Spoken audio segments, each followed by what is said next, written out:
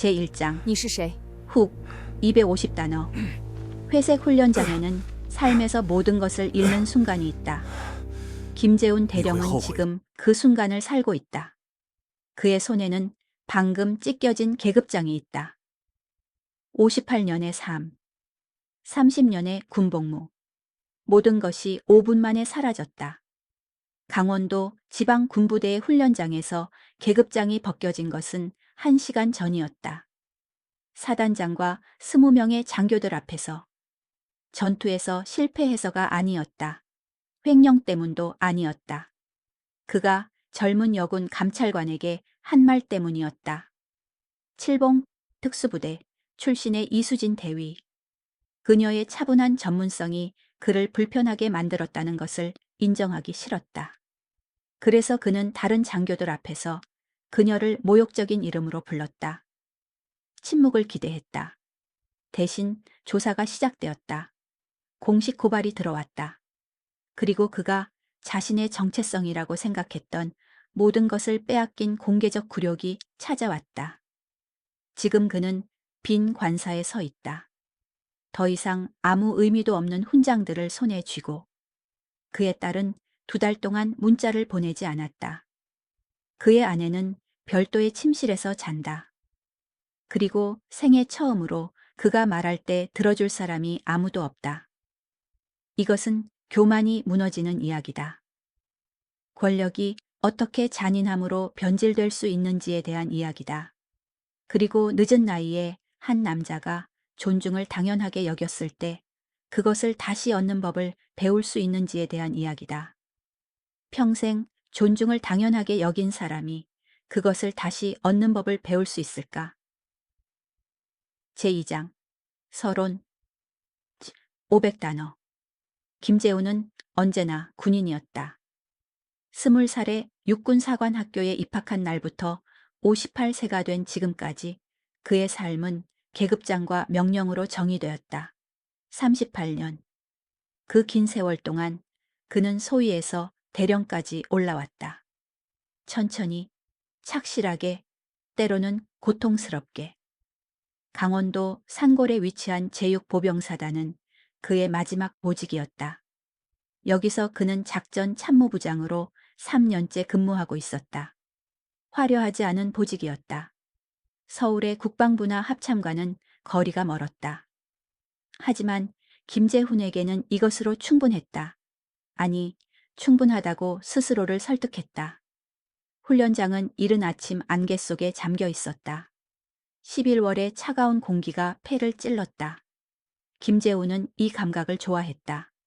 날카롭고 깨끗하고 의심의 여지가 없었다. 군대는 이래야 했다. 명확한 계급 구조, 분명한 명령 체계, 질문 없는 복종. 그의 사무실은 본부 건물 2층에 있었다. 창문으로는 훈련장 전체가 내려다 보였다. 이 자리에서 그는 젊은 병사들이 구보를 뛰는 것을 보았고 장교들이 부대를 지휘하는 것을 관찰했다. 그는 모든 것을 통제할 수 있다고 느꼈다. 적어도 그렇게 믿었다. 벽에는 오래된 사진들이 걸려 있었다.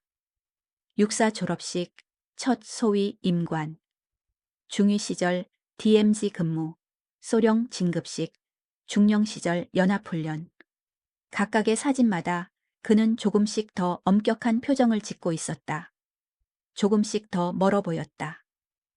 책상 위에는 흑백 사진 한 장이 있었다. 20년 전 촬영된 것이었다. 젊은 김재훈이 스승인 황 대령과 함께 서 있었다. 황 대령은 엄격했지만 공정한 사람이었다. 그는 김재훈에게 리더십의 진정한 의미를 가르쳤다. 권력은 책임이다. 특권이 아니다. 황 대령의 목소리가 아직도 기억에 남아 있었다. 하지만 세월이 흐르면서 김재훈은 그 교훈을 잊었다. 정확히 언제부터인지는 몰랐다. 아마도 소령에서 중령으로 진급했을 때였을 것이다. 아니면 중령에서 대령으로 올라갔을 때. 어느 순간부터 권력은 책임이 아니라 당연한 것이 되었다. 집은 부대에서, 5분 거리에 있는 관사였다. 한미숙과 결혼한 지 33년이 되었다. 그녀는 55세였고 한때는 따뜻한 미소를 가진 여자였다. 하지만 지금은 그 미소가 사라졌다. 그녀의 눈에는 피곤함만이 남아 있었다. 딸 김서연은 28세였다. 서울에서 IT 회사에 다니고 있었다. 똑똑하고 독립적이었다. 김재우는 그녀가 자랑스러웠다. 적어도 그렇게 말했다. 하지만 서연이 마지막으로 전화한 것이 언제였는지 기억나지 않았다. 아침 식탁은 조용했다. 미숙은 밥을 차려놓고 거의 말을 하지 않았다. 김재훈도 신문을 읽으며 침묵을 지켰다. 이것이 그들의 일상이었다. 33년 결혼 생활이 이 침묵으로 축소되었다. 오늘 늦을 것 같아. 김재훈이 말했다. 그래. 미숙의 대답은 짧았다. 그것이 전부였다. 더 이상의 대화는 없었다. 부대로 돌아가는 길에 그는 박소령을 만났다. 박성민 소령은 38세로 김재훈의 직속 부하였다. 충성스럽고 성실했다. 김재훈은 그를 신뢰했다. 적어도 그렇게 생각했다. 대령님, 아침 조회 준비되었습니다. 박소령이 격려하며 보고했다. 수고했네. 김재훈이 고개를 끄덕였다. 조회는 매일 아침 8시에 열렸다. 30명의 장교들이 회의실에 모였다. 김재훈이 들어서자 모두가 일어섰다. 그는 이 순간을 좋아했다. 권위의 무게를 느낄 수 있었다. 앉게. 그의 목소리는 낮고 단호했다. 회의는 일상적이었다. 훈련 일정 보고, 장비 점검 결과, 인사 문제. 김재훈은 각 보고를 들으며 때때로 끼어들어 질문했다. 날카로운 질문들이었다. 종종 공격적이었다. 이게 최선인가? 그가 한 젊은 대위에게 물었다. 대위는 당황했다. 죄송합니다, 대령님. 다시 확인하겠습니다. 확인이 아니라 제대로 하게. 김재훈의 목소리에는 경멸이 섞여 있었다. 회의실은 긴장으로 가득 찼다. 아무도 눈을 마주치지 않았다. 이것이 김재훈의 리더십 스타일이었다. 압박과 두려움으로 통제하는 것. 오후에는 초회 대령이 방문했다. 최진수 대령은 김재훈의 사관학교 동기였다. 38년 우정이었다. 현재는 인근 부대의 연대장으로 복무하고 있었다. 어떻게 지내나? 최 대령이 물었다. 그저 그렇지. 김재훈이 커피를 따르며 대답했다. 요즘 분위기가 많이 달라졌어. 최 대령이 조심스럽게 말했다. 무슨 뜻인가? 군대 문화 말일세. 예전 같지 않아. 김재훈은 코웃음을 쳤다. 약해졌다는 뜻인가? 아니, 변했다는 거지. 더 나아졌다고 볼 수도 있어. 여군들이 늘어나서 그런가? 김재훈의 목소리에는 빈정거림이 있었다. 최 대령은 잠시 침묵했다. 재훈아, 조심하게. 시대가 변했어. 우리도 변해야 해. 나는 변할 필요가 없네. 나는 올바르게 하고 있으니까. 최 대령은 더 이상 말하지 않았다. 하지만 그의 눈에는 걱정이 어려 있었다. 저녁 무렵 김재훈은 훈련장을 걸었다. 병사들은 정리 작업을 하고 있었다. 그는 이 시간을 좋아했다. 하루가 끝나가는 고요함. 하지만 오늘은 뭔가 다른 느낌이었다. 불편한 감각이 가슴을 눌렀다. 관사로 돌아왔을 때 미숙은 별도의 침실에 있었다. 6개월 전부터 그들은 따로 잤다. 김재훈은 이유를 묻지 않았다. 미숙도 설명하지 않았다. 그는 자신의 방에서 옛날 군사 교범을 꺼냈다. 소위 시절에 공부했던 책이었다. 리더십에 관한 장이 밑줄로 가득했다. 젊은 김재훈의 필기였다. 명예, 성실, 헌신. 그는 소리내어 읽었다. 하지만 지금 그 단어들은 텅 빈 것처럼 느껴졌다. 언제부터 그가 이 가치들을 잃었을까? 언제부터 권력이 헌신보다 중요해졌을까? 그는 책을 덮었다. 너무 피곤했다. 생각하기 싫었다. 침대에 누워 천장을 바라보았다. 어둠 속에서 그의 마음 속에는 불안이 자라고 있었다. 설명할 수 없는 불안이었다. 무언가 잘못되고 있다는 느낌. 하지만 그는 그것을 무시했다. 김재훈은 변화를 믿지 않았다. 그는 전통을 믿었다. 위계 질서를 믿었다. 권위를 믿었다. 그리고 자신이 옳다고 믿었다. 하지만 곧 그의 모든 믿음이 산산조각 날 것이었다. 그는 아직 몰랐다. 내일 그의 인생을 영원히 바꿀 공문서가 도착할 것이라는 것을. 황 대령의 사진이 책상 위에서 그를 바라보고 있었다. 흑백 사진 속 젊은 김재우는 희망에 가득 찬 눈을 하고 있었다. 그는 좋은 장교가 되고 싶었다. 존경받는 리더가 되고 싶었다. 하지만 어디선가 길을 잃었다. 그리고 이제 그 대가를 치를 시간이 다가오고 있었다. 제3장 촉발 사건 1, 3, 5단어. 공문서가 도착한 것은 월요일 아침이었다. 박소령이 그것을 김재훈의 책상 위에 조심스럽게 놓았다. 빨간 봉인이 찍힌 공식 문서였다. 대령님, 국방부 감찰실에서 왔습니다. 박소령의 목소리는 평소와 달랐다. 김재훈은 봉투를 집어들었다. 무거웠다. 그는 천천히 개봉했다. 첫 줄을 읽는 순간 그의 눈이 좁아졌다. 정기 감찰 실시 통보. 감찰관 이수진 대위 700 특수부대 출신 군사경찰. 이수진. 여자 이름이었다. 김재훈은 서류를 책상에 내려놓으며 코웃음을 쳤다. 여군 감찰관이라니. 그가 중얼거렸다. 박소령은 아무 말도 하지 않았다. 하지만 그의 표정에는 불안이 어려 있었다. 뭔가 할 말이 있나? 김재훈이 물었다. 아닙니다, 대령님. 다만, 박소령이 망설였다. 다만 뭔가? 이수진 대위는 707부대 출신입니다.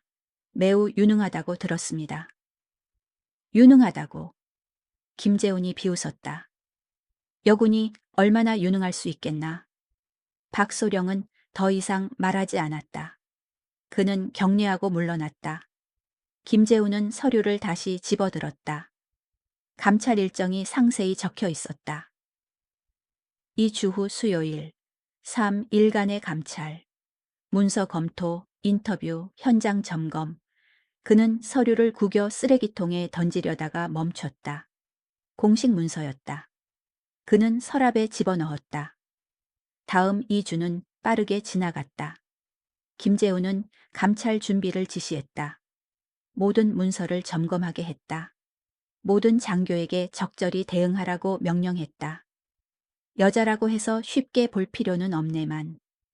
그가 회의에서 말했다. 하지만 우리가 제대로 하고 있다는 것을 보여주면 돼. 장교들은 고개를 끄덕였다. 하지만 몇몇의 눈에는 의구심이 있었다. 그들은 김재훈의 태도를 알았다. 그가 여군을 어떻게 대하는지 알았다. 수요일 아침이 왔다. 하늘은 회색이었다. 차가운 바람이 훈련장을 휩쓸었다. 김재훈은 정문 앞에서 기다렸다. 박소령과 다른 참모들이 그의 옆에 서 있었다. 오전 9시 정각. 검은색 승용차 한 대가 부대 정문을 통과했다. 차가 멈추자 뒷문이 열렸다. 이수진 대위가 내렸다. 김재훈의 첫 반응은 놀라움이었다. 그녀는 그가 예상했던 것과 달랐다. 30이 세로 보였다. 키는 165cm 정도. 군복은 완벽하게 다려져 있었다. 계급장은 햇빛에 반짝였다. 하지만 가장 인상적인 것은 그녀의 눈이었다. 차갑지도 따뜻하지도 않았다. 그저 차분하고 전문적이었다. 그녀는 김재훈을 보며 경례했다. 이수진 대위, 보고합니다. 김재훈은 경례를 받았다. 김재훈 대령이네, 환영하네. 그의 목소리에는 진심이 없었다. 이수진은 그것을 알아챘을 것이다. 하지만 그녀의 표정은 변하지 않았다. 회의실로 이동했다. 이수진은 자리에 앉으며 노트북을 꺼냈다. 그녀의 움직임은 정확하고 효율적이었다. 감찰 일정을 설명하겠습니다. 그녀가 말했다. 오늘은 행정문서를 검토하겠습니다. 내일은 현장 점검과 인터뷰, 모레는 최종 검토입니다. 김재훈은 팔짱을 끼고 들었다. 필요한 것은 뭐든 협조하겠네. 감사합니다, 대령님. 이수진의 목소리는 공손했지만 거리감이 있었다. 첫날은 조용히 지나갔다. 이수진은 문서들을 꼼꼼히 검토했다. 훈련 기록, 인사 파일, 장비 목록, 예산 보고서. 그녀는 질문을 거의 하지 않았다. 단지 메모를 할 뿐이었다. 김재훈은 안심했다. 별일 없겠군. 그가 박소령에게 말했다. 하지만 박소령은 여전히 불안해 보였다. 대령님, 조심하십시오. 무엇을 조심하라는 건가? 그녀는 매우 철저합니다. 작은 것도 놓치지 않습니다. 김재훈은 손을 흔들었다. 우리는 문제없네. 둘째 날 오후, 분위기가 바뀌었다. 이수진은 회의실에서 김재훈과 주요 참모들을 불렀다. 그녀의 노트북 화면에는 스프레드시트가 열려 있었다. 몇 가지 불일치를 발견했습니다. 그녀가 말했다. 김재훈은 몸을 앞으로 기울였다. 불일치? 훈련 일정과 실제 실행 사이의 차이입니다. 지난 6개월 동안 계획된 훈련의 30%가 실행되지 않았습니다. 회의실이 조용해졌다. 김재훈은 박소령을 쳐다보았다. 박소령은 땀을 흘리고 있었다.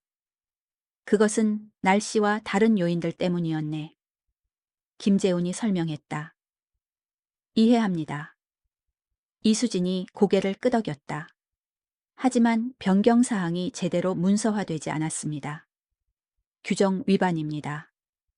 김재훈의 얼굴이 굳어졌다. 규정 위반?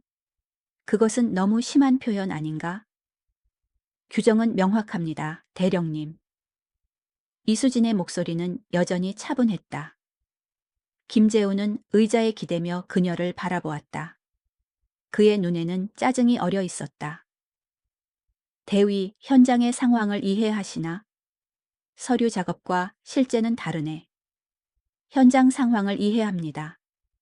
이수진이 대답했다. 하지만 규정은 지켜져야 합니다. 김재훈의 목소리가 높아졌다. 규정. 대위는 실제 부대 운영을 해본 적이 있나? 이수진은 그의 눈을 똑바로 바라보았다.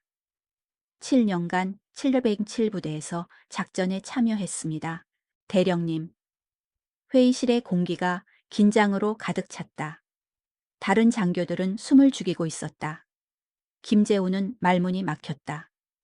그는 그녀가 단순한 행정장교라고 생각했다.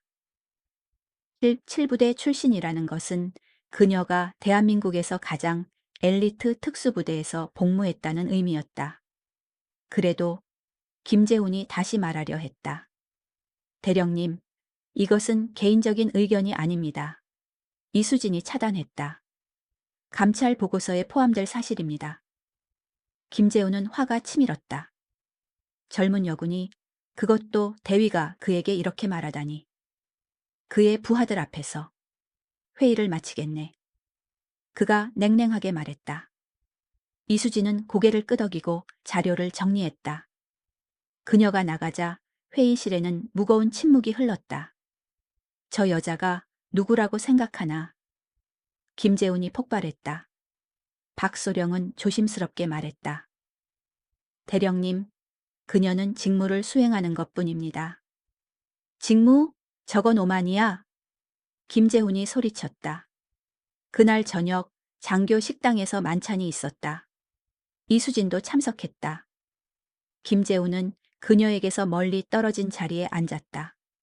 하지만 그의 눈은 계속 그녀를 향했다. 그녀는 다른 젊은 장교들과 조용히 대화하고 있었다. 웃지도 않았고 친근하게 굴지도 않았다. 단지 전문적이었다. 김재훈은 술을 마셨다. 한 잔, 두 잔. 그의 얼굴이 붉어졌다. 식사가 끝나갈 무렵 이수진이 일어서서 인사를 했다. 먼저 실례하겠습니다. 김재훈은 그녀를 불렀다. 대위. 이수진이 돌아섰다. 네, 대령님. 내일 검토할 것이 더 있나? 네, 인사 파일과 고충 처리 기록을 검토하겠습니다. 김재훈의 눈이 좁아졌다. 고충 처리? 무슨 고충? 부대 내 모든 고충 사항을 검토하는 것이 표준 절차입니다. 그 순간 김재훈은 실수를 했다. 술과 분노가 그의 판단력을 흐렸다. 대위는 문제를 찾으려고 여기 온 것 같군. 그의 목소리에는 비아냥이 섞여 있었다. 저는 사실을 확인하러 왔습니다, 대령님. 이수진의 목소리는 여전히 침착했다. 사실? 김재훈이 웃었다. 아니면 계급장 달고 지랄하려고? 식당이 얼어붙었다. 모든 대화가 멈췄다. 모든 눈이 김재훈을 향했다. 그리고 그는 계속했다. 최악의 말을 입 밖으로 내뱉었다. 다방면이 계급장 달고 지랄한다. 침묵. 완전한 침묵. 이수진의 얼굴은 변하지 않았다. 하지만 그녀의 눈에 무언가가 스쳤다. 분노가 아니었다. 실망도 아니었다. 그저 차가운 결이었다. 기록하겠습니다, 대령님. 그녀가 조용히 말했다. 그녀는 돌아서서 식당을 나갔다. 등은 곧게 펴져 있었다. 발걸음은 흔들리지 않았다. 김재훈은 그제야 자신이 무슨 일을 저질렀는지 깨달았다. 하지만 그는 인정하지 않았다. 자존심이 그것을 허락하지 않았다. 다들 뭘 보나? 그가 다른 장교들에게 으르렁거렸다. 아무도 대답하지 않았다. 그들은 접시를 응시했다. 그날 밤 김재훈은 잠들지 못했다. 그의 말이 머릿속에서 계속 울렸다. 하지만 그는 자신을 정당화했다. 그녀가 먼저 도발했어. 나를 무시했어. 그가 스스로에게 말했다. 하지만 깊은 곳에서 작은 목소리가 속삭였다. 너는 선을 넘었어. 그는 그 목소리를 무시했다. 이틀 후 그 대가가 얼마나 큰지 알게 될 것이었다. 제4장 초기 전개 일부 1075단어 사흘이 지났다. 김재훈은 아무 일도 없을 것이라고 자신을 설득했다. 그냥 지나갈 거야. 그가 거울 앞에서 중얼거렸다. 과민 반응이었어. 하지만 부대의 분위기는 달랐다. 장교들은 그를 피했다. 복돼서 그와 마주치면 급히 경례하고 지나갔다. 회의실에서는 그의 눈을 마주치지 않았다. 박소령만이 여전히 그의 곁에 있었다. 하지만 그조차도 평소보다 말이 없었다. 소령, 무슨 문제라도 있나? 김재훈이 물었다. 박소령은 망설였다. 대령님, 조심하셔야 합니다. 또 그 얘기인가? 나는 아무 잘못도 하지 않았네. 박소령은 더 이상 말하지 않았다. 하지만 그의 눈에는 걱정이 가득했다. 금요일 오후 전화가 울렸다. 국방부 인사참모부였다. 김재훈 대령님이십니까? 그렇습니다. 준장 한진석입니다. 월요일 오전 10시에 국방부로 출두해 주시기 바랍니다. 김재훈의 심장이 뛰었다. 무슨 일입니까? 현장에서 설명드리겠습니다. 전화가 끊어졌다. 김재훈은 수화기를 내려놓으며 땀이 나는 것을 느꼈다. 그날 저녁 집으로 돌아왔을 때 미숙은 거실에 앉아 있었다. 평소와 달리 그녀는 그를 마주 보았다. 무슨 일이 있었어요? 그녀가 물었다. 무슨 소리야? 서연이가 전화했어요. 인터넷에 글이 올라왔대요. 김재훈의 얼굴이 창백해졌다. 무슨 글? 미숙은 휴대전화를 건넸다. 익명 게시판에 올라온 글이었다. 육군 대령, 여군 감찰관에게 성희롱 발언. 720 7부대 출신 이수진 대위를 모욕. 글은 자세했다. 날짜, 장소, 정확한 발언 내용까지. 댓글은 수백 개였다. 대부분이 분노로 가득했다. 이건 명예훼손이야. 김재훈이 소리쳤다. 사실인가요? 미숙의 목소리는 차가웠다. 김재훈은 말을 잃었다. 그는 아내의 눈을 볼 수 없었다. 대답하세요. 당신이 정말 그런 말을 했나요? 침묵이 흘렀다. 그 침묵이 모든 것을 말해 주었다. 미숙은 일어섰다. 33년. 우리가 함께한 33년 동안 나는 당신을 명예로운 사람이라고 믿었어요. 여보. 하지만 당신은 그런 사람이 아니었어요. 그녀의 목소리가 떨렸다. 당신은 제가 생각했던 남자가 아니에요. 그녀는 침실로 들어가 문을 닫았다. 자물쇠에 돌아가는 소리가 들렸다. 김재훈은 거실에 혼자 남았다. 휴대전화 화면은 여전히 그 글을 보여주고 있었다. 댓글들이 계속 올라오고 있었다. 군대 문화가 이래서 문제다. 여성들이 얼마나 고통받는지 아는가? 대령이면 나이가 50이 넘었을 텐데 부끄럽지도 않나? 그는 휴대전화를 던졌다. 소파에 주저앉았다. 손이 떨렸다. 휴대전화가 다시 울렸다. 서연이었다. 그는 받지 않았다. 2번, 3번. 계속 울렸다. 그는 전화기를 꺼버렸다. 밤은 길었다. 김재훈은 잠들 수 없었다. 천장을 바라보며 그날 밤의 장면이 반복해서 재생되었다. 이수진의 차분한 얼굴. 기록하겠습니다. 대령님.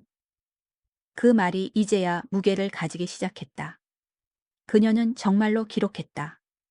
그리고 보고했다. 주말은 악몽이었다. 미숙은 그와 말을 하지 않았다. 서연의 문자는 계속 왔지만 그는 읽지 않았다. 최 대령이 전화했지만 받지 않았다. 일요일 저녁 그는 마침내 휴대전화를 켰다. 서연의 문자 23개가 와 있었다. 첫 번째, 아빠, 무슨 일이야? 전화 좀 받아. 5번째, 아빠, 제발, 엄마가 울고 계셔. 10번째, 저한테는 항상 명예에 대해 말씀하셨잖아요. 20번째, 실망했어요, 아빠. 마지막, 당신을 사랑했지만 존경할 수 없어요. 김재훈의 손에서 휴대전화가 떨어졌다. 그는 바닥에 무릎을 꿇었다. 생애 처음으로 눈물이 흘렀다. 하지만 그것은 참회의 눈물이 아니었다. 분노의 눈물이었다. 자기 연민의 눈물이었다. 내가 뭘 그렇게 잘못했다고. 그가 중얼거렸다. 한마디 했을 뿐인데. 월요일 아침이 왔다. 김재훈은 정복을 입었다. 거울 속 남자는 낯설었다. 눈 밑에는 다크서클이 있었다. 얼굴은 핏기가 없었다. 부대에 들어서자 모든 것이 달랐다. 병사들은 그를 피했다. 장교들은 속삭이며 멈췄다. 그가 지나가자 침묵이 흘렀다. 박소령이 사무실에서 기다리고 있었다. 대령님. 그의 목소리는 무거웠다. 무슨 일인가? 국방부에서 연락이 왔습니다. 공식 조사가 시작되었습니다.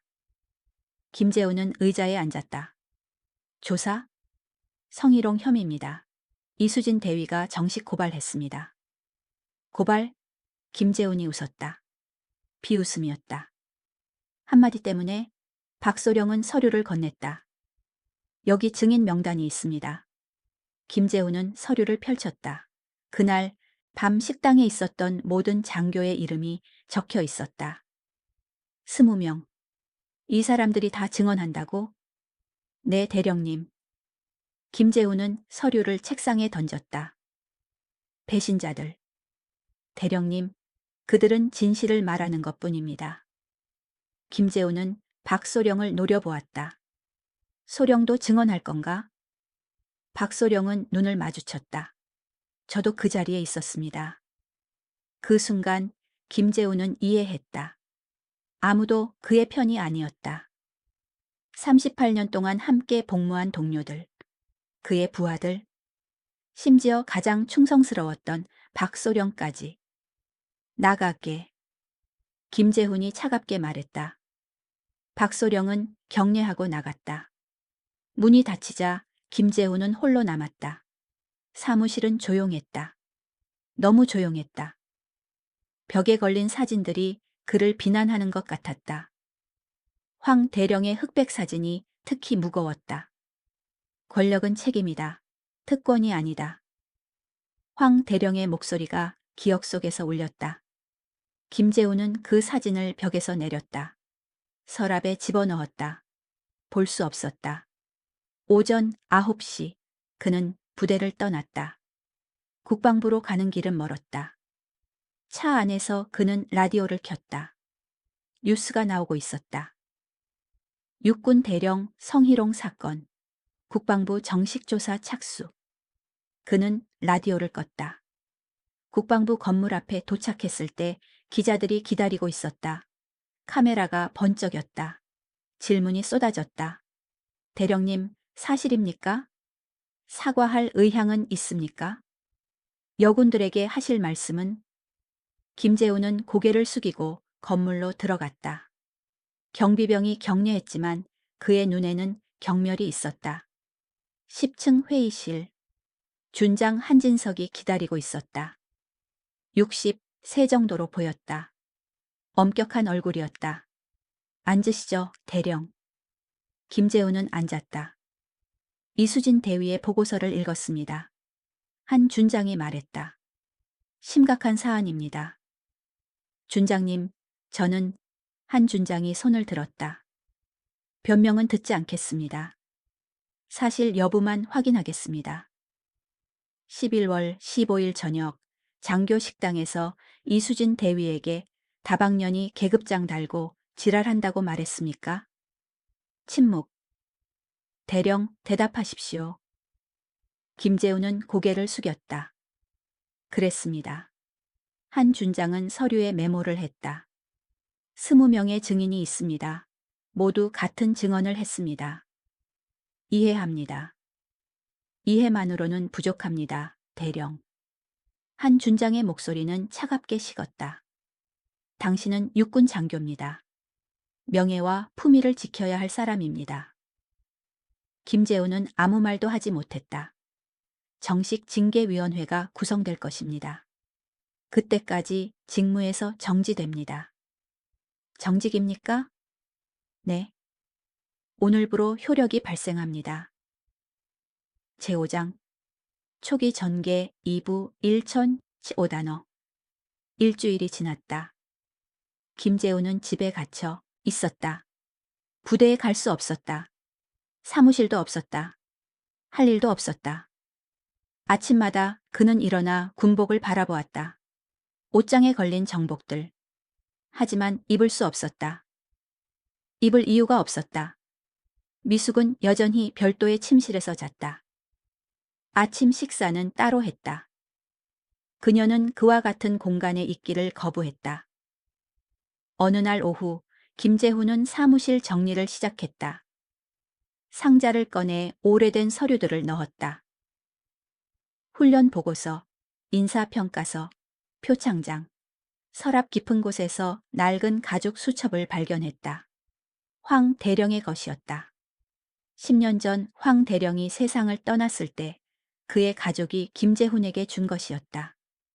그는 조심스럽게 펼쳤다. 황 대령의 필기체가 페이지를 가득 채우고 있었다.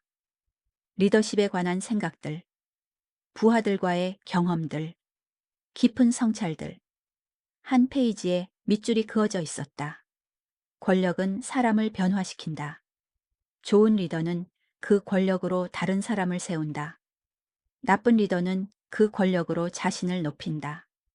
김재훈은 그 문장을 반복해서 읽었다. 손가락으로 천천히 따라갔다. 다른 페이지를 넘겼다. 진정한 강함은 힘을 과시하는 것이 아니다. 힘을 절제하는 것이다. 또 다른 페이지. 부하가 두려워하는 상관은 존경받지 못한다. 존경받는 상관은 두려움이 필요 없다. 각 문장이 가슴을 찔렀다. 김재우는 수첩을 덮었다. 숨쉬기가 힘들었다. 그는 황 대령을 기억했다. 엄격했지만 공정했다. 목소리를 높이지 않았다. 모욕하지 않았다. 하지만 모든 사람이 그를 존경했다. 나는 어디서 길을 잃었을까? 김재훈이 중얼거렸다. 문 두드리는 소리가 들렸다. 미숙이 문을 열지 않고 말했다. 최 대령이 왔어요. 김재훈은 거실로 나갔다. 최 대령이 소파에 앉아 있었다. 민간 옷을 입고 있었다. 자네가 전화를 받지 않아서 직접 왔네. 최 대령이 말했다. 김재훈은 맞은편에 앉았다. 미안하네. 미안해할 것 없네. 나를 피하고 싶은 마음 이해하네. 침묵이 흘렀다. 최 대령은 커피를 한 모금 마셨다. 재훈아, 자네 지금 상태가 심각하네. 알고 있네? 정말 알고 있나? 최 대령의 목소리가 날카로워졌다. 언론이 자네를 물어뜯고 있네. 인터넷은 난리고. 군 내부에서도 자네 얘기가 화제일세. 김재훈은 고개를 숙였다. 하지만 그게 문제가 아니네. 최 대령이 계속했다. 진짜 문제는 자네가 아직도 이해하지 못한다는 거야. 무엇을? 자네가 뭘 잘못했는지. 최 대령이 몸을 앞으로 기울였다. 재훈아, 이건 한마디의 문제가 아니네. 이건 자네가 30년 동안 쌓아온 태도의 문제야. 김재훈은 항변하려 했다. 하지만 최 대령이 손을 들어 막았다. 나도 알고 있었네. 자네가 어떻게 부하들을 대하는지, 특히 여군들을. 젊은 장교들은 자네를 두려워했네. 존경해서가 아니라 권력 때문에. 진수야. 듣게. 최 대령의 목소리는 단호했다. 나는 자네 친구야. 38년 동안. 그래서 말하는 거네. 자네는 선을 넘었어. 여러 번. 이번이 처음이 아니야. 이번에 걸렸을 뿐이지. 김재훈의 얼굴이 창백해졌다. 과거에도 비슷한 일들이 있었네. 최 대령이 말했다. 자네가 젊은 여군 중위에게 했던 말. 여성 민간인 직원을 대했던 방식. 나는 봤네. 다른 사람들도 봤어. 하지만 자네는 대령이었고 아무도 말하지 않았네. 그때는 다들 그랬어. 김재훈이 약하게 대답했다. 아니. 최 대령이 고개를 저었다. 그때도 잘못이었네. 단지 아무도 문제 삼지 않았을 뿐이야. 하지만 지금은 다르네. 시대가 변했어. 더 나아진 거야. 김재훈은 아무 말도 하지 못했다. 자네는 선택해야 하네. 최 대령이 일어서며 말했다. 계속 피해자인 척할 건가? 아니면 진짜로 변할 건가? 어떻게 변하라는 거야? 먼저 인정하는 거네. 자네가 잘못했다는 것을. 변명 없이. 그리고 진심으로 사과하는 거야. 이미 조사받고 있네. 처벌받을 거야. 그걸로 충분하지 않나? 최 대령은 한숨을 쉬었다. 처벌은 외부에서 오는 거네. 변화는 내부에서 오는 거야. 자네가 처벌받는다고 해서 자네가 변하는 건 아니네. 그는 문으로 걸어갔다. 손잡이를 잡고 돌아보았다. 황 대령님을 기억하나? 김재훈은 고개를 끄덕였다. 그분은 자네에게 더 나은 사람이 되길 바라셨네. 나도 그래. 아직 늦지 않았네, 재훈아. 하지만 자네가 먼저 인정해야 해. 최 대령이 떠난 후 김재훈은 오랫동안 거실에 앉아 있었다. 창밖으로 해가 지고 있었다. 하늘은 주황색과 보라색으로 물들어 있었다. 그는 다시 사무실로 갔다. 황 대령의 수첩을 집어 들었다. 무작위로 페이지를 펼쳤다. 리더의 가장 큰 용기는 전투에서 나오지 않는다. 자신의 잘못을 인정하는 데서 나온다. 김재훈은 수첩을 가슴에 안았다. 생애 처음으로 진정한 후회가 밀려왔다. 분노나 자기연민이 아니었다. 순수한 후회였다. 그는 이수진을 생각했다. 그녀의 차분한 얼굴, 전문적인 태도. 그녀는 단지 자신의 일을 하고 있었다. 그리고 그는 그녀를 모욕했다. 그는 박소령을 생각했다. 충성스러운 부하였던 그가 증인이 되어야 했다. 왜냐하면 김재훈이 선택의 여지를 주지 않았기 때문이었다. 그는 미숙을 생각했다. 33년 동안 그를 지지했던 아내. 이제 그녀는 같은 방에 있는 것조차 거부했다. 그는 서연을 생각했다. 그의 딸. 당신을 사랑했지만 존경할 수 없어요. 모든 것이 그의 선택의 결과였다. 아무도 그에게 강요하지 않았다. 그는 스스로 선택했다. 권력을 남용하기로, 다른 사람을 무시하기로, 존중보다 두려움을 선택하기로. 밤이 깊어갔다. 김재훈은 책상에 앉아 종이를 꺼냈다. 펜을 집었다. 그리고 쓰기 시작했다. 서연에게. 하지만 다음 문장이 나오지 않았다. 무엇을 쓸 수 있을까? 어떤 말이 충분할까? 그는 종이를 구겼다. 다시 시작했다. 미숙에게. 역시 멈췄다. 말이 텅 비었다. 진심이 없었다. 세 번째 시도. 이수진 대위에게. 이번에도 막혔다. 사과는 쉽지 않았다. 진정한 사과는. 김재훈은 펜을 내려놓았다. 아직 준비가 안 되었다. 말은 있었지만 마음이 없었다. 그는 여전히 변명을 찾고 있었다. 여전히 정당화하려 했다. 변화는 하루아침에 오지 않는다는 것을 그는 배우고 있었다. 인정하는 것만으로는 부족했다. 진정으로 이해해야 했다. 그리고 그 이해는 고통스러웠다. 제6장 중간 전개 1부 1현 75단어 2주가 더 지났다. 징계위원회 날짜가 잡혔다. 3주 후였다.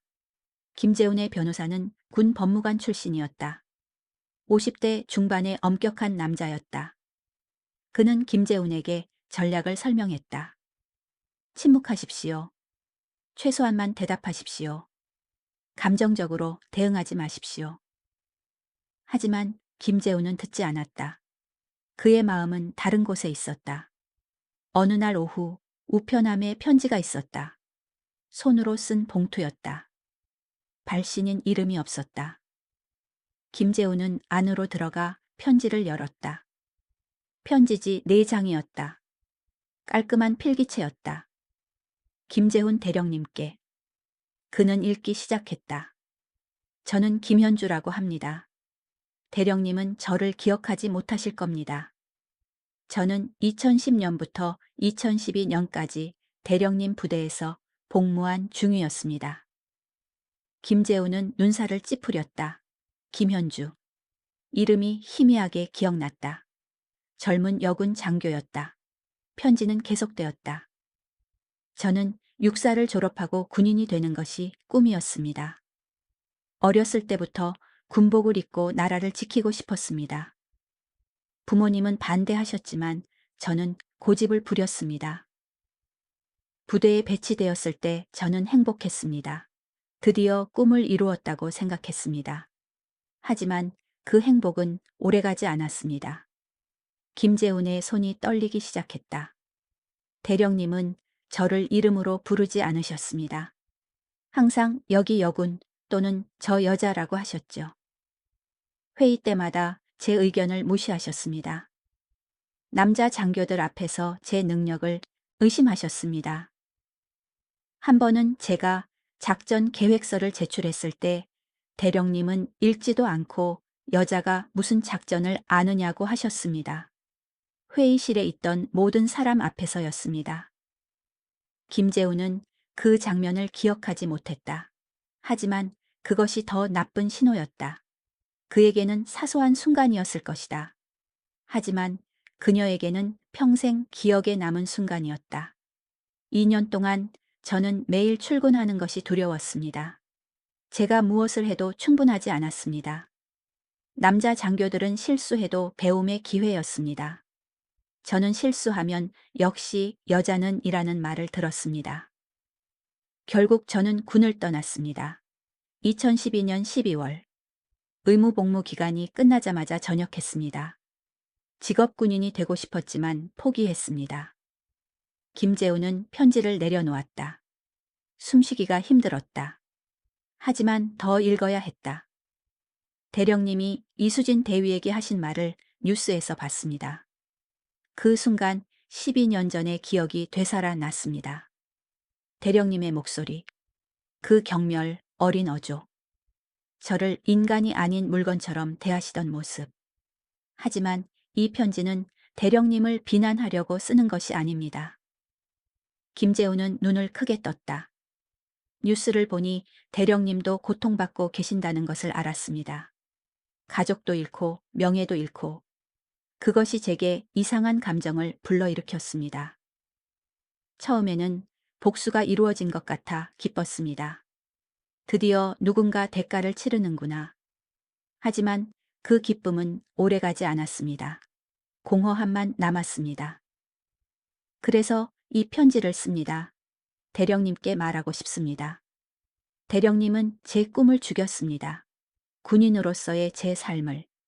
하지만 만약 대령님이 진심으로 변하신다면 저는 용서할 수 있습니다. 김재훈의 눈에서 눈물이 흘렀다. 왜 용서하느냐고요? 왜냐하면 저는 더 이상 과거에 갇혀 살고 싶지 않기 때문입니다.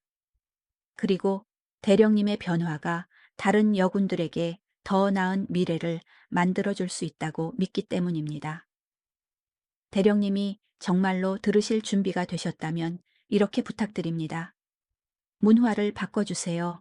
다음 세대를 위해. 제가 겪었던 일을 다른 여군들이 겪지 않도록. 진심으로 김현주. 편지가 끝났다. 김재우는 편지를 다시 읽었다. 그리고 또 읽었다. 각 문장이 그의 가슴에 박혔다. 그는 김현주를 기억하려 애썼다. 젊은 얼굴이 희미하게 떠올랐다. 열정적이었다. 항상 일찍 출근했다. 보고서를 철저히 준비했다. 그리고 그는 그녀를 부셨다. 의도적이지 않았다. 단지 그의 일상적인 태도로. 그에게는 아무것도 아니었던 말들이 그녀의 꿈을 죽였다. 김재우는 책상으로 가서 종이를 꺼냈다. 이번에는 펜이 움직였다. 현주 씨께. 그는 조심스럽게 썼다. 당신의 편지를 받았습니다. 제가 무슨 말을 해야 할지 모르겠습니다. 미안하다는 말로는 충분하지 않습니다. 하지만 다른 말을 찾을 수가 없습니다. 당신이 군인이 되는 꿈을 가졌다는 것을 몰랐습니다. 아니, 알려고 하지 않았습니다. 당신을 사람으로 보지 않았습니다. 단지 불편한 존재로 봤습니다. 그것이 제가 저지른 가장 큰 죄입니다. 당신의 인간성을 부정한 것, 당신의 꿈을 무시한 것, 그리고 제 권력으로 당신을 짓밟은 것. 당신은 용서를 말씀하셨습니다. 저는 그럴 자격이 없습니다. 하지만 당신의 요청은 들었습니다. 문화를 바꾸라고, 다음 세대를 위해. 저는 약속합니다. 제가 할 수 있는 모든 것을 하겠습니다. 비록 제 군 생활은 끝났지만 제 목소리는 남았습니다. 제 경험은 남았습니다. 그것을 사용하겠습니다. 당신의 용서가 제게 새로운 책임을 주었습니다. 저는 그것을 받아들입니다. 김재훈 올림. 그는 편지를 봉투에 넣었다. 우표를 붙였다. 그리고 즉시 우체통에 넣으러 나갔다. 돌아오는 길에 그는 미숙을 마주쳤다. 그녀는 장을 보고 돌아오는 중이었다. 도와드릴까요? 김재훈이 물었다. 미숙은 잠시 망설이다가 쇼핑백 하나를 건넸다. 말없이. 그들은 함께 집으로 걸었다. 나란히. 하지만 거리가 있었다. 여전히 멀었다. 집에 들어서자 미숙이 부엌으로 갔다. 김재우는 가방을 카운터에 놓았다. 미숙. 그가 조심스럽게 불렀다. 그녀는 돌아보지 않았다. 하지만 멈췄다. 오늘 편지를 받았어. 과거의 내 부하였던 여군에게서. 미숙은 여전히 등을 보이고 있었다. 그녀는 내가 그녀의 꿈을 죽였다고 했어. 군인으로서의 삶을. 그리고 용서할 수 있다고 했어. 내가 변한다면. 미숙의 어깨가 떨렸다. 나는 변하고 싶어. 정말로. 하지만 혼자서는 할 수 없어. 도와줄래? 긴 침묵이 흘렀다. 그리고 미숙이 천천히 돌아섰다. 그녀의 눈에는 눈물이 있었다. 정말로? 그녀가 물었다. 정말로 변하고 싶어요? 네. 김재훈의 목소리는 확고했다. 그럼 먼저 서연에게 전화하세요. 그 아이와 얘기하세요. 진심으로. 김재훈은 고개를 끄덕였다. 그럴게. 그날 밤 그는 서연에게 전화했다. 벨이 길게 울렸다. 그는 포기하려는 순간 서연이 받았다. 아빠. 서연아, 침묵, 미안하다. 김재훈이 말했다. 정말로 미안해. 제7장. 중간 전개 2부 1. 치고단어. 미안하다는 게 무슨 의미예요, 아빠? 서연의 목소리는 차가웠다. 김재훈은 말문이 막혔다. 그는 준비되지 않았다. 나는 내가 한 일이 잘못됐어. 그걸 이제 알았어요? 아니, 나는 김재훈이 멈췄다. 변명하려는 자신을 멈췄다. 맞아. 이제 알았어. 너무 늦게. 서연은 아무 말도 하지 않았다. 하지만 전화를 끊지도 않았다. 서연아, 나는 평생 명예에 대해 말했어. 너에게 가르쳤지. 정직하게 살라고. 다른 사람을 존중하라고. 하지만 나는 그렇게 살지 않았어. 왜요? 서연의 목소리가 떨렸다. 왜 그렇게 살지 않았어요?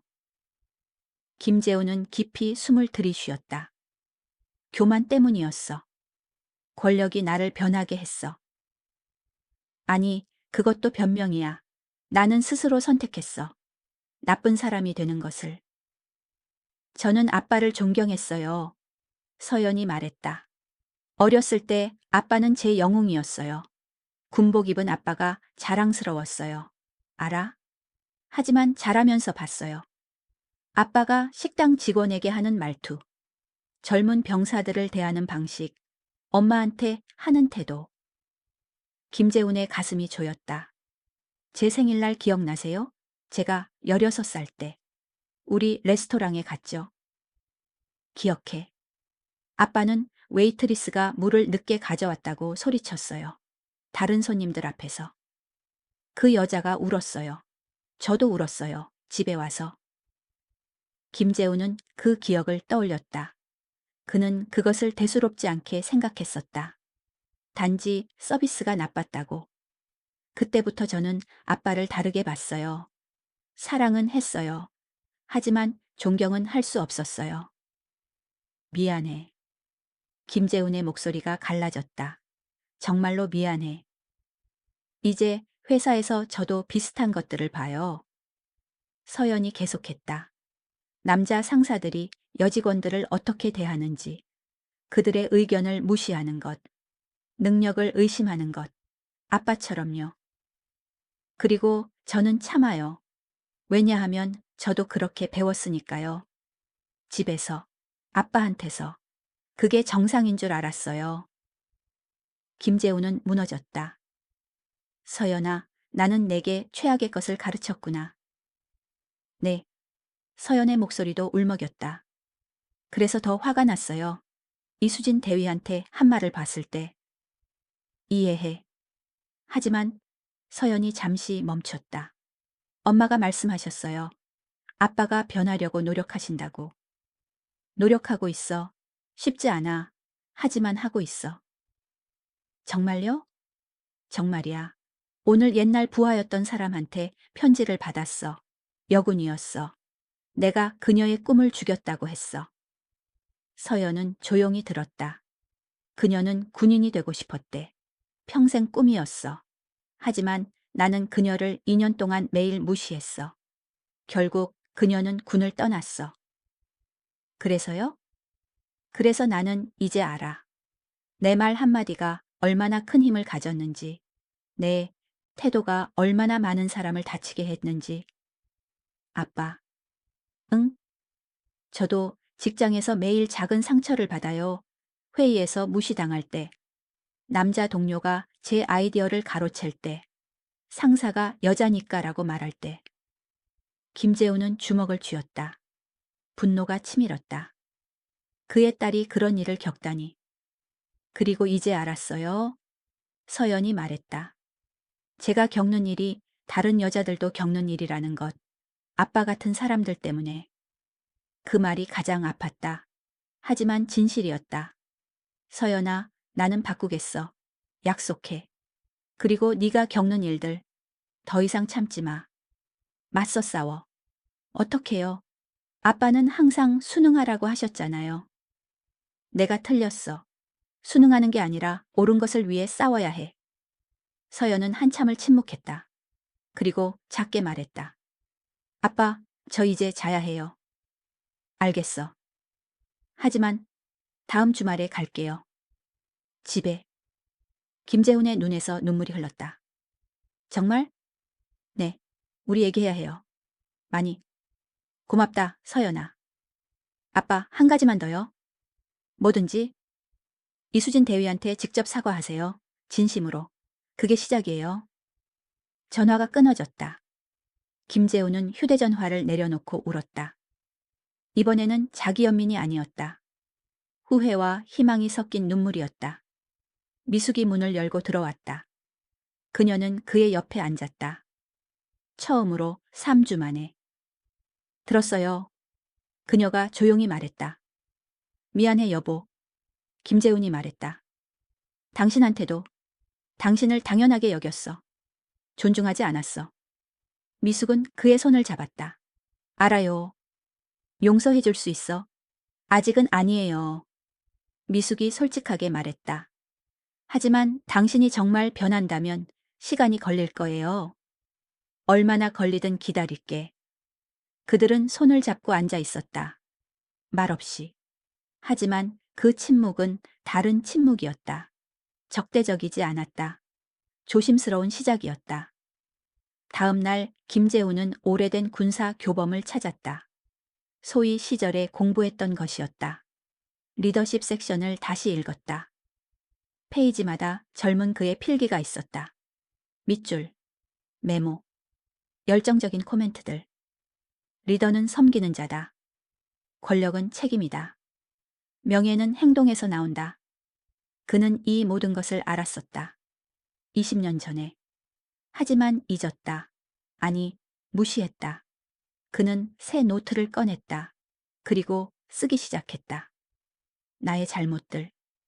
첫 번째 항목. 김현주 중위를 인간으로 대하지 않았다. 두 번째 항목. 이수진 대위를 성별로 판단했다. 세 번째 항목. 권력을 책임이 아닌 특권으로 사용했다. 목록은 계속되었다. 한 페이지, 두 페이지, 세 페이지. 각 항목마다 그는 구체적인 사례를 적었다. 언제, 어디서, 누구에게. 고통스러웠다. 하지만 필요했다. 다음 페이지에 그는 또 다른 제목을 썼다. 앞으로의 약속들. 첫 번째, 진실을 말한다. 변명 없이. 두 번째, 경청한다. 방어하지 않고. 세 번째, 배운다. 교만 없이. 네 번째, 행동한다. 말뿐이 아니라. 다섯 번째, 문화를 바꾼다. 내가 할 수 있는 모든 방법으로. 그는 노트를 덮었다. 이것이 그의 새로운 임무였다. 명예를 되찾는 것이 아니었다. 명예를 얻는 것이었다. 처음으로 저녁에 초의 대령이 다시 전화했다. 재훈아, 소식 들었나? 무슨 소식? 이수진 대위가 예방교육 워크숍을 시작한대. 성희롱 예방, 젊은 장교들 대상으로. 김재우는 잠시 생각했다. 그래, 자네 이야기를 하고 싶어 한다는군. 살해 연구로. 김재훈의 첫 반응은 분노였다. 그를 망신 주려는 것인가? 하지만 그는 멈췄다. 아니다. 이것은 기회다. 진수야. 응? 내가 직접 참석할 수 있을까? 워크숍에. 뭐? 내 경험을 나누고 싶어. 가해자의 관점에서 내가 어떻게 잘못된 길을 갔는지. 최 대령은 놀란 것 같았다. 진심인가? 진심이야. 서연이가 말했어. 이수진 대위한테 직접 사과하라고. 이게 시작일 수 있어. 자네를 위해 물어볼게. 고마워? 전화를 끊고 김재우는 창밖을 바라보았다. 해가 지고 있었다. 하지만 이번에는 그것이 끝이 아닌 것처럼 느껴졌다. 새로운 시작처럼. 변화는 여전히 어려웠다. 매일 그는 옛날 습관과 싸워야 했다. 방어하려는 충동, 정당화하려는 욕구. 하지만 매일 그는 선택했다. 다르게 하기로. 그리고 천천히, 아주 천천히 그는 다른 사람이 되어가고 있었다. 제8장 플롯 반전 1.275단어 3주가 지났다. 징계위원회 날짜가 다가왔다. 일주일 후였다. 김재우는 변호사와 마지막 준비 회의를 했다. 변호사는 여전히 방어 전략을 고집했다. 최소한의 대답만 하십시오. 감정을 드러내지 마십시오. 하지만 김재훈은 다른 생각이었다. 아니요, 나는 모든 것을 말할 겁니다. 대령님, 그것은 자살 행위입니다. 그럴지도 모르죠. 하지만 그게 옳은 일입니다. 변호사는 한숨을 쉬었다. 제 조언을 듣지 않으시겠다는 거죠? 네. 죄송합니다. 그날 오후 우편함에 또 다른 편지가 있었다. 이번에는 다른 필체였다. 봉투는 더 작았고 종이는 더 얇았다. 김재우는 편지를 열었다. 발신인은 없었다. 하지만 첫 줄을 읽는 순간 그는 알았다. 김재훈 대령님께. 저는 박민지입니다. 박민지. 그 이름도 희미하게 기억났다. 10년 전? 아니, 15년 전. 저는 2009년에 대령님 부대에서 복무했습니다. 3개월 동안만요. 그리고 전역했습니다. 김재우는 계속 읽었다. 저는 23살이었습니다. 대학을 졸업하고 여군 장교로 임관했습니다. 부모님은 자랑스러워 하셨습니다. 저도 자랑스러웠습니다. 첫날, 대령님은 저를 보시고 웃으셨습니다. 좋은 웃음이 아니었습니다. 그리고 말씀하셨죠. 여기는 미인대회장이 아니네. 군대 일세. 김재우는 기억하려 애썼다. 하지만 기억나지 않았다. 그에게는 농담이었을 것이다. 하지만 그녀에게는 그날부터 저는 미인 또는 저 여자로 불렸습니다. 제 이름은 아무도 사용하지 않았습니다. 대령님도 다른 장교들도. 한 달 후 저는 작전 계획을 제출했습니다. 일주일을 밤낮으로 준비했습니다. 완벽하게 하고 싶었습니다. 대령님은 첫 페이지만 보시고 던지셨습니다. 여자가 쓴 게 뻔하네. 다시 하게. 무엇이 잘못되었는지 설명도 없이. 나중에 남자 선임이 제 계획을 약간 수정해서 제출했습니다. 대령님은 칭찬하셨습니다. 역시 제대로 된 장교가 한이 다르네. 김재훈의 손이 떨렸다. 2개월 만에 저는 우울증 진단을 받았습니다. 매일 아침 일어나는 것이 두려웠습니다. 부대에 가는 것이. 대령님을 보는 것이. 심리상담사는 환경을 바꾸라고 했습니다. 그래서 전역했습니다. 꿈을 포기했습니다. 15년이 지났습니다.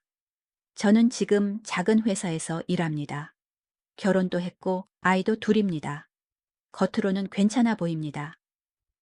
하지만 아직도 악몽을 꿉니다. 대령님의 목소리가 들립니다. 여자가 무슨 작전을 아느냐. 그 말이 제 머릿속에서 사라지지 않습니다. 김재우는 편지를 내려놓았다. 숨쉬기가 힘들었다. 하지만 더 있었다. 뉴스를 봤습니다. 김현주 씨의 편지도 인터넷에서 읽었습니다. 그녀는 용서를 말했습니다. 저는 아직 용서할 수 없습니다. 그 말이 가슴을 찔렀다. 하지만 이 편지를 쓰는 이유는 대령님께 알려드리기 위해서입니다. 한 사람만이 아닙니다. 김현주 씨만이 아니에요. 저희는 많습니다. 얼마나 많은 여군들이 대령님 같은 사람들 때문에 꿈을 포기했는지 아십니까? 얼마나 많은 재능이 군대를 떠났는지. 저는 원합니다. 대령님이 이것을 이해하시길. 이것은 한 번의 실수가 아니었습니다. 이것은 패턴이었습니다. 시스템이었습니다. 그리고 대령님은 그 시스템의 일부였습니다. 편지는 끝나지 않았다. 한 페이지가 더 있었다. 하지만 저는 또한 원합니다. 변화를. 제 딸들은 지금 6살과 9살입니다. 그들이 자라서 군대에 가고 싶다고 하면 어떻게 하죠? 저는 그들을 말릴 수 없습니다. 제 꿈을 포기했다고 해서 그들의 꿈까지 막을 수는 없어요. 그래서 부탁드립니다. 진짜로 바꾸십시오. 문화를, 시스템을. 그래서 제 딸들이 그리고 다른 여자아이들이 꿈을 꿀 수 있게. 저는 대령님을 용서하지 못할 수도 있습니다. 하지만 대령님이 다음 세대를 위해 싸운다면 그것으로 충분합니다. 박민지 올림. 김재훈은 편지를 다시 읽었다. 그리고 또 읽었다. 각 문장이 망치처럼 그의 양심을 두드렸다. 현주만이 아니었다. 민지만이 아니었다. 그들은 많았다. 얼마나 많았을까? 10명, 20명. 더. 그는 38년의 군 생활을 돌이켜보았다. 얼마나 많은 여군들이 그의 부대를 거쳐갔을까? 그리고 그들 중 얼마나 많은 이들이 상처를 받았을까? 그는 생각하지 않으려 했었다. 보지 않으려 했었다. 그들은 단지 숫자였다. 인사 파일의 이름들이었다. 하지만 그들은 사람이었다. 꿈을 가진 사람들, 미래를 가진 사람들. 그리고 그는 그 꿈들을 짓밟았다. 김재훈은 책상으로 가서 종이를 꺼냈다. 펜을 들었다. 하지만 이번에는 무엇을 써야 할지 알았다. 민지 씨께. 당신의 편지를 받았습니다. 당신의 말 한마디 한마디가 제게 진실입니다. 저는 변명하지 않겠습니다. 15년 전 제가 한 일을 기억하지 못한다는 것이 오히려 더 나쁩니다. 당신에게는 평생의 상처였던 것이 저에게는 일상이었습니다. 그것이 얼마나 끔찍한 일인지 이제 이해합니다. 당신은 용서할 수 없다고 하셨습니다. 저는 그것을 받아들입니다. 저는 용서받을 자격이 없습니다. 하지만 당신의 딸들을 위해서라면 싸우겠습니다. 문화를 바꾸기 위해, 시스템을 바꾸기 위해. 제 남은 인생을 이 일에 바치겠습니다. 그것이 제가 할 수 있는 유일한 속죄입니다. 김재훈 올림. 그는 편지를 봉투에 넣었다. 주소가 없었다. 민지는 자신의 주소를 쓰지 않았다. 아마도 답장을 원하지 않았을 것이다. 하지만 김재훈은 편지를 보관했다. 언젠가 방법을 찾을 것이다. 그녀에게 전달할 방법을. 그날 저녁 초의 대령이 전화했다. 재훈아, 소식 있네. 뭔가? 이수진 대위가 동의했네. 자네가 워크숍에 참석하는 것을. 김재훈의 심장이 뛰었다. 정말인가? 하지만 조건이 있네. 자네는 방어하거나 변명하면 안 되네. 완전히 솔직해야 해. 당연하지. 그리고 자네 이야기를 하는 거야. 어떻게 잘못된 길을 갔는지. 무엇이 자네를 그렇게 만들었는지. 할 수 있어. 재훈아. 최 대령의 목소리가 진지해졌다. 이건 쉽지 않을 거야. 젊은 장교들 앞에서 자네의 자신을 완전히 드러내는 거야. 알아. 하지만 해야 해. 왜? 김재우는 잠시 생각했다. 속죄 때문이야. 그리고 변화 때문이지. 내 이야기가 한 사람이라도 다르게 행동하게 만든다면 그것으로 충분해. 자네가 정말 변했구나. 최 대령이 조용히 말했다. 변하고 있어. 매일. 아직 완벽하지 않아. 하지만 노력하고 있어. 전화를 끊은 후 김재우는 거울 앞에 섰다. 거울 속 남자는 달랐다. 여전히 같은 얼굴이었다. 하지만 눈이 달랐다. 더 이상 오만하지 않았다. 겸손했다. 그는 자신에게 말했다. 너는 많은 사람에게 상처를 줬어.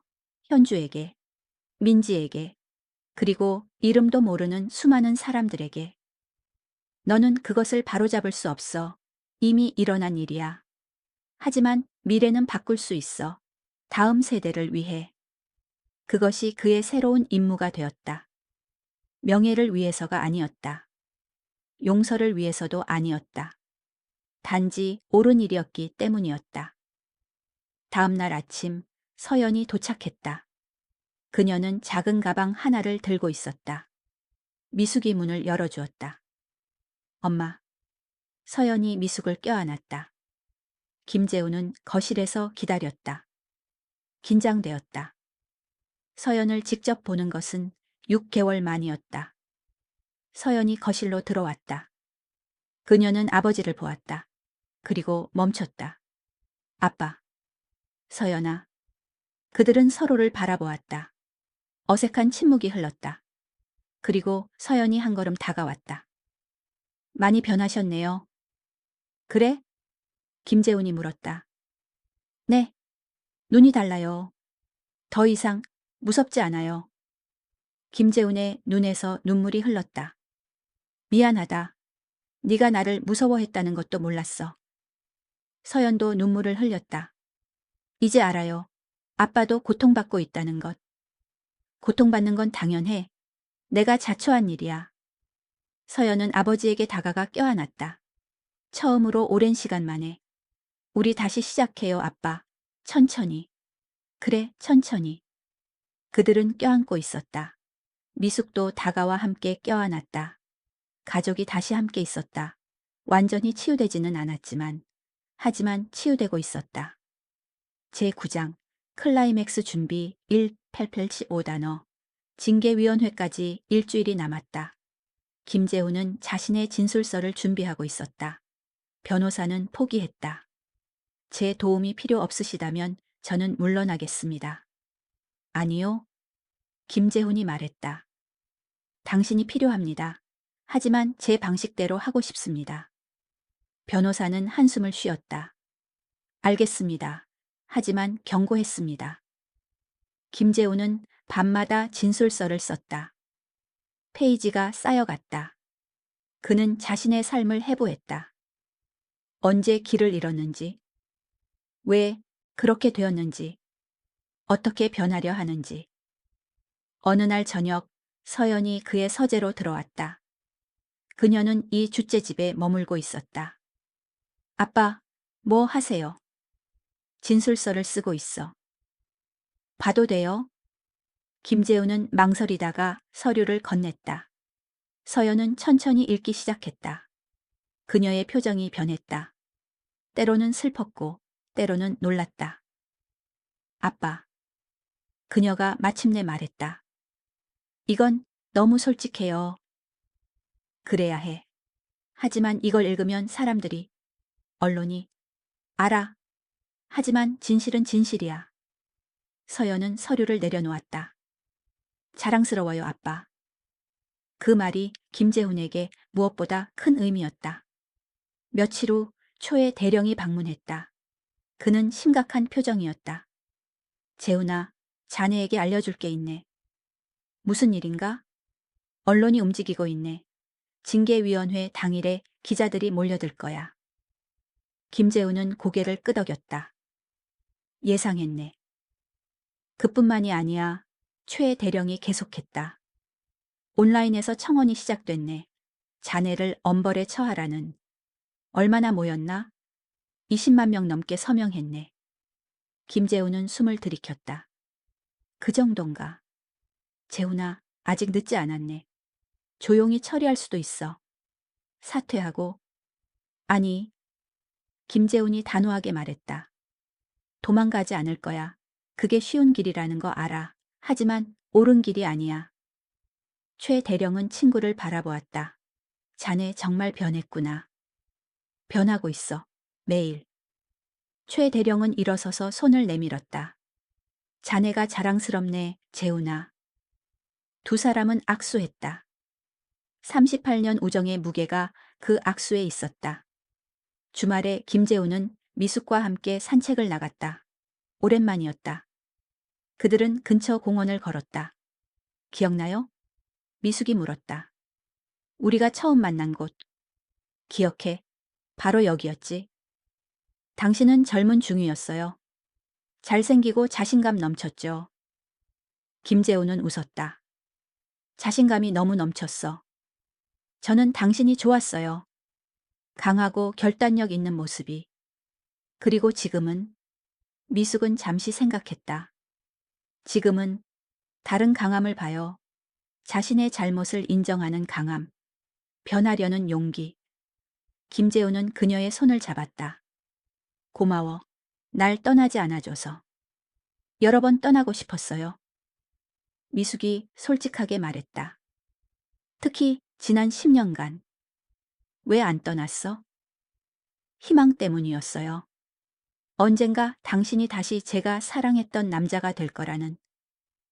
나는 그 남자가 될 수 없어. 김재훈이 말했다. 그는 너무 오래전에 사라졌어. 하지만 더 나은 남자가 될 수는 있어. 미숙은 눈물을 흘렸다. 그것으로 충분해요. 그들은 벤치에 앉았다. 햇살이 따뜻했다. 새들이 지저귀고 있었다. 오랜만에 평화로운 순간이었다. 무서워요? 미숙이 물었다. 죽을 것 같아. 김재훈이 인정했다. 하지만 해야 해. 저도 갈게요. 청문회. 안 그래도 돼. 아니요. 미숙이 고개를 저었다. 당신 혼자가 아니에요. 우리가 함께해요. 김재훈은 아내를 껴안았다. 33년 결혼 생활 중 가장 진실한 포옹이었다. 월요일, 김재훈은 이수진 대위의 워크숍 일정을 받았다. 2주 후였다. 징계위원회 바로 다음 날이었다. 그는 워크숍을 위한 메모를 작성하기 시작했다. 무엇을 말해야 할까? 어떻게 시작해야 할까? 그는 황 대령의 일기를 다시 펼쳤다. 한 페이지에 밑줄 친 문장이 있었다. 진정한 교육은 지식을 전달하는 것이 아니다. 경험을 나누는 것이다. 특히 실패의 경험을. 김재훈은 이해했다. 그는 성공 이야기를 할 필요가 없었다. 실패 이야기를 해야 했다. 그는 노트에 적기 시작했다. 나는 김재훈입니다. 58세. 38년간 군 복무, 대령 계급, 그리고 성희롱으로 징계받은 사람. 나는 여러분께 말하고 싶습니다.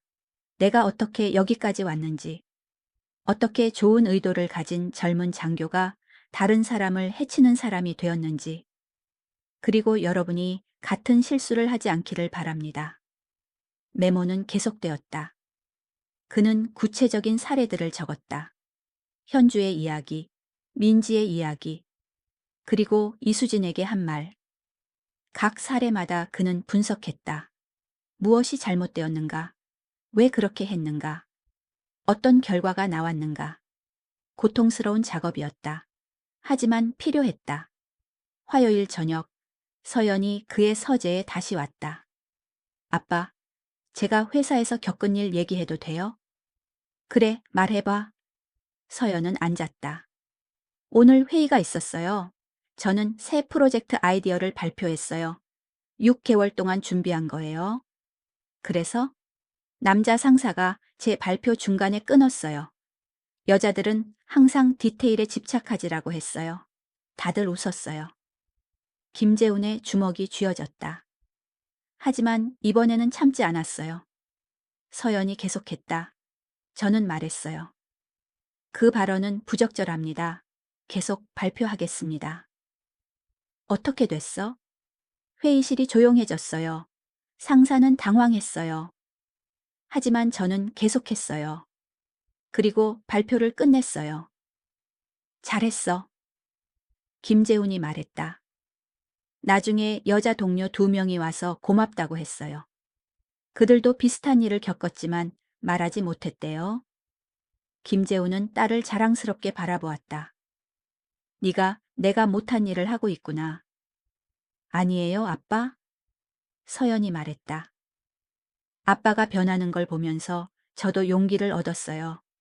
만약 아빠가 58세에 변할 수 있다면 저도 28세에 맞설 수 있어요. 그 말이 김재훈에게 깊은 영감을 주었다.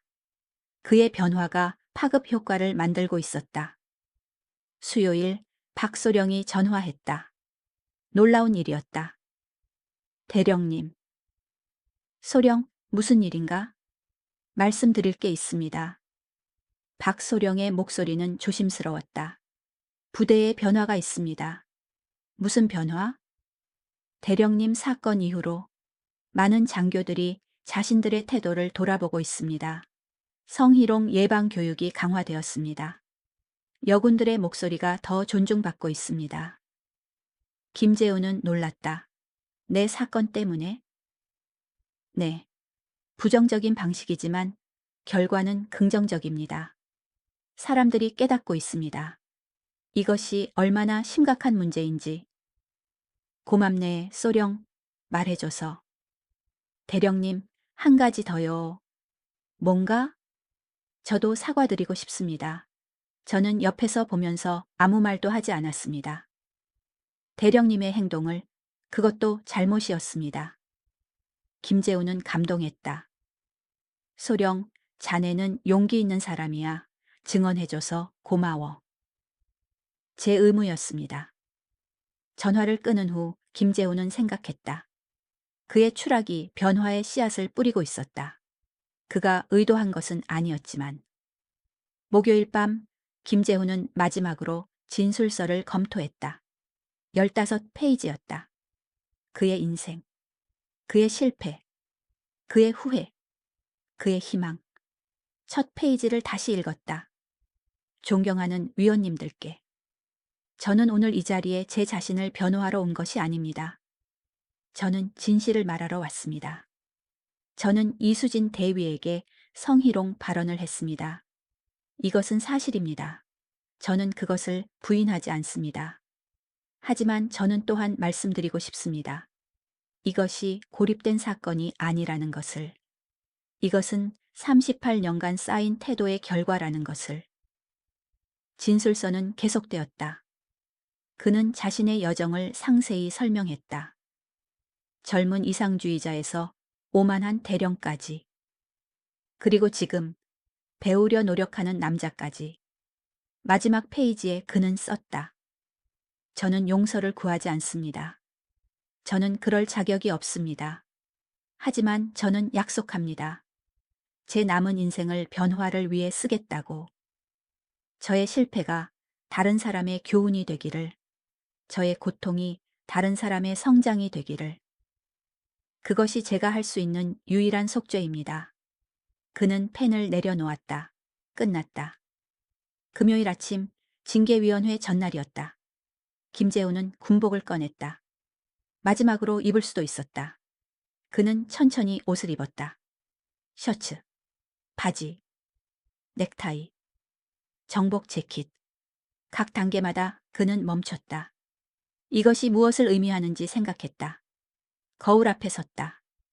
계급장이 없는 군복. 그것이 내일 이후에 그의 모습일 것이다. 하지만 이상하게도 두렵지 않았다. 계급장이 그를 정의하지 않았다. 그의 행동이 그를 정의했다. 미숙이 방에 들어왔다. 준비됐어요? 준비됐어. 긴장돼요? 아니. 김재훈이 말했다. 평화로워. 처음으로. 미숙은 그에게 다가가 넥타이를 고쳐주었다. 결혼식 날 했던 것처럼. 당신은 용감해요. 그녀가 말했다. 아니야. 나는 단지 옳은 일을 하고 있을 뿐이야. 서연도 들어왔다. 그녀는 아버지를 보고 미소 지었다. 멋지세요, 아빠. 고맙다, 딸. 내일 저도 갈게요, 엄마랑. 안 그래도 돼. 가고 싶어요? 서연이 단호하게 말했다. 아빠 혼자가 아니에요. 김재우는 가족을 바라보았다. 그의 아내, 그의 딸. 그들은 여전히 그의 편에 서 있었다. 완전히 치유되지는 않았지만, 하지만 함께 있었다. 그날 밤 김재우는 잘 잤다. 악몽이 없었다. 불안도 없었다. 단지 깊은 평화만이 있었다. 아침이 왔을 때 그는 준비되어 있었다. 진실을 말할 준비, 결과를 받아들일 준비, 그리고 새로운 삶을 시작할 준비. 이것이 끝이 아니었다. 이것은 시작이었다.